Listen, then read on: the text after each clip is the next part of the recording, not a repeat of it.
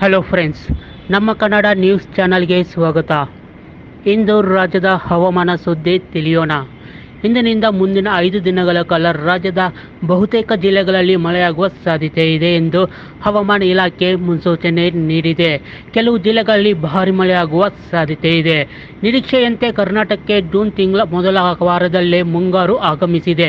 ಕಳೆದ 2-3 ದಿನಗಳಿಂದ ರಾಜ್ಯದ ಬಹುತೇಕ ಭಾಗಗಳಲ್ಲಿ, ವಿಶೇಷವಾಗಿ ಬೆಂಗಳೂರಿನಲ್ಲಿ ಭಾರೀ ಮಳೆಯಾಗುತ್ತಿದೆ.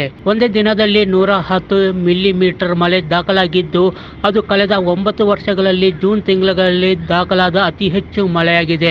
ಈ ಅಬ್ಬರದ ಮಳೆಯಿಂದಾಗಿ ರಸ್ತೆಗಳು ಜಲಾವೃತಗೊಂಡು ವಾಹನ ಸವಾರರಿಗೆ ತುಂಬಾ ತೊಂದರೆ ಉಂಟಾಯಿತು.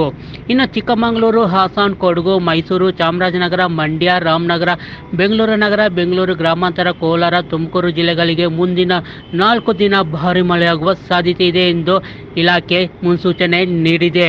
ಈ ಎಲ್ಲ ಜಿಲ್ಲೆಗಳಲ್ಲಿ ಮುಂದಿನ 4 ದಿನಗಳ ಕಾಲ ಭರ್ಜರಿ ಮಳೆಯಾಗುವ ಸಾಧ್ಯತೆ ಇದೆ. ಇನ್ನು ಬೆಂಗಳೂರಿನಲ್ಲಿ ಈ ಅವಧಿಯಲ್ಲಿ ಭಾರೀ ಮಳೆಯಾಗುವ ಸಾಧ್ಯತೆ ಇದ್ದು, ಗುಡುಗು ಮಿಂಚು ಸಹಿತ ಭಾರೀ ಮಳೆಯ ಎಚ್ಚರಿಕೆಯನ್ನು ಹವಾಮಾನ ಇಲಾಖೆ ನೀಡಿದೆ. ಇನ್ನು ಕರಾವಳಿ ಸೇರಿ ರಾಜ್ಯದ ವಿವಿಧ ಮುಂದಿನ 1 ವಾರ ಗುಡುಗು ಸಹಿತ ಭಾರೀ ಮಳೆ ಆಗಬಹುದು.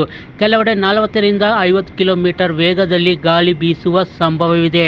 ಮುಂದಿನ 2 ದಿನ ರಾಜ್ಯಾದ್ಯಂತ ಗರಿಷ್ಠ ಹಾಗೂ ಕನಿಷ್ಠ ತಾಪಮಾನ 2 ರಿಂದ 3 ಡಿಗ್ರಿ ಸೆಲ್ಸಿಯಸ್ ಕಡಿಮೆಯಾಗುವ ಸಾಧ್ಯತೆ ಇದೆ. ಇನ್ನು ಕರ್ನಾಟಕ ಮುಂಗಾರು ಮಳೆ ಅಧಿಕೃತವಾಗಿ ಆಗಮಿಸಿದೆ. ಈ ಕುರಿತು ಭಾರತೀಯ ಹವಾಮಾನ ಇಲಾಖೆ ಅಧಿಕೃತ ಘೋಷಣೆ ಮಾಡಿದೆ. ದಕ್ಷಿಣ ಕರ್ನಾಟಕ ಭಾಗದಲ್ಲಿ ಸುರಿದ ಮಳೆ ಮುಂಗಾರು ಮಳೆಯಾಗಿದ್ದು, ಕರಾವಳಿ, ಮಲೆನಾಡು, ಬೆಂಗಳೂರು, ದಕ್ಷಿಣ ಕರ್ನಾಟಕ ಭಾಗಕ್ಕೆ ಮುಂಗಾರು ಮಳೆ ಎಂಟ್ರಿ ಕೊಟ್ಟಿದೆ.